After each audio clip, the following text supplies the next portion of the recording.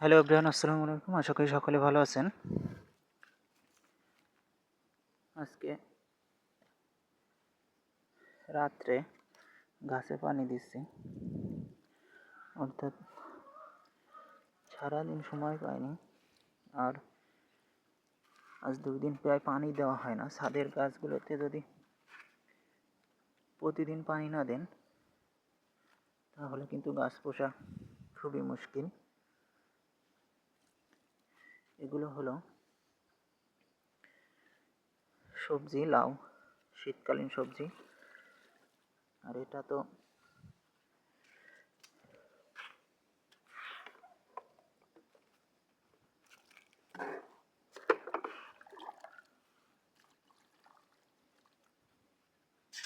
আসলে সারাদিন সময় পাওয়া যায় না।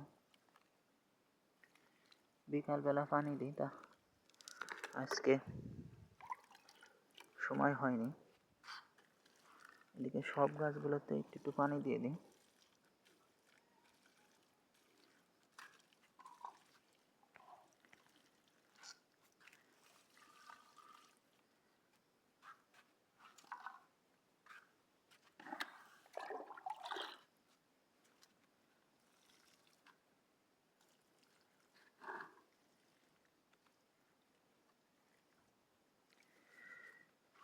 আসলে সব ধরনের কন্টেন্ট কিন্তু পাবেন আমাদের এই চ্যানেলে, গ্রাম বাংলার। অর্থাৎ লো লাইট, সন্ধ্যা, বিকাল, রাত, যখন ইচ্ছা তখন। আসলে আর এটা নতুন বিষয়, এটা কপির চারা, যেহেতু শীতকালীন সবজি কপি। মাঠে কিন্তু ইতিমধ্যে কয়েকটা ব্লগে আমি বলেছি যে 100 200 চারা নিয়ে আসবো। অলরেডি কিন্তু আমরা কপি গাছ রোপণ করেছি,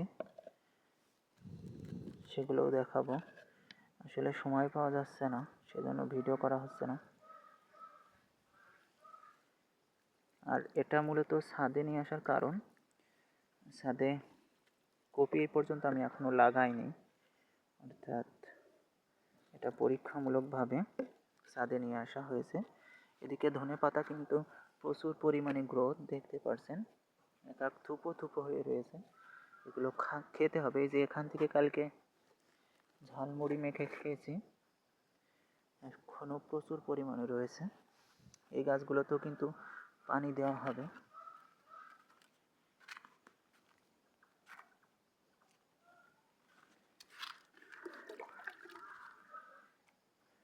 আসলে এই গাছগুলোতে পানি দিতে হবে খুবই সাবধানে, কেননা গাছগুলো কিন্তু হেলে যাচ্ছে। যেহেতু ধনেপাতা গাছ একদমই নরম,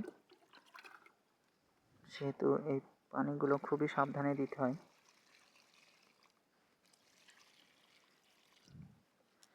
আর যেহেতু আজ অনেক দিন, 2 থেকে 3 দিন প্রায় পানি দেওয়া হয় না গাছগুলোতে, কিন্তু পানি লাগবে। গত পরশুদিন সন্ধ্যার সময় পানি দিয়েছিলাম, এর আগে দেওয়া হয়নি। আর ধনেপাতাগুলো যদি খেতে হয় অবশ্যই এখন উপযুক্ত সময় খাবারের জন্য। এখান থেকে আমরা বেশিরভাগ ঝালমুড়ি দিয়ে কিন্তু খাওয়া হয় ধনেপাতা, রান্না করে খুবই কম, বা সবজির সাথে রান্না করলে কিন্তু আলাদা রকম একটা টেস্ট আসে, সেটা কিন্তু আমরা এখনো পর্যন্ত খাইনি।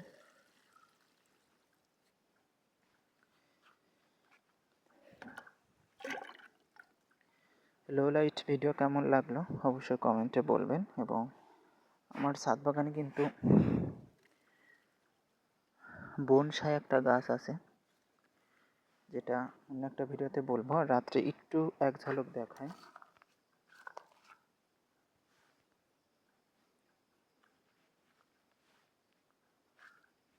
দেখতে পেলেন এখানে কিন্তু খুব ভালো একটা বনসাই আছে, দীর্ঘ 2 বছর কিন্তু রোপণ করা হয়েছে, তারপরও কিন্তু এখনো ছোট।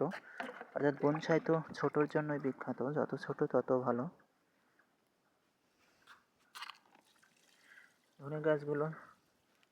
ধনেপাতা গাছগুলোয় বেশি পানি দেব, কারণ এই গাছগুলো পানি খুবই শুকিয়ে যাচ্ছে মাটি।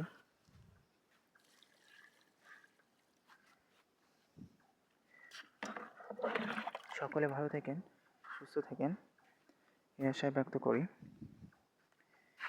এবং হোসেন থট সিটির সঙ্গে থাকবেন এবং হোসেন ক্রিয়েটের সঙ্গে থাকবেন। ইউটিউব চ্যানেল হোসেন ক্রিয়েট, আমি বারে বারে বলছি Hossain YouTube channel Hossain create এবং Facebook page Hossain thought city. আপনারা যারা এখনও পেজটি ফলো এবং চ্যানেলটি সাবস্ক্রাইব করেনি অবশ্যই সাবস্ক্রাইব করবেন। আর এই সবজি গাছগুলো আমরা নিচেই রোপণ করে দেবো আমাদের উঠানে প্রচুর জায়গা, কেননা সবজি ছাদে চাষ করতে হলে বড় বড় ড্রাম লাগবে।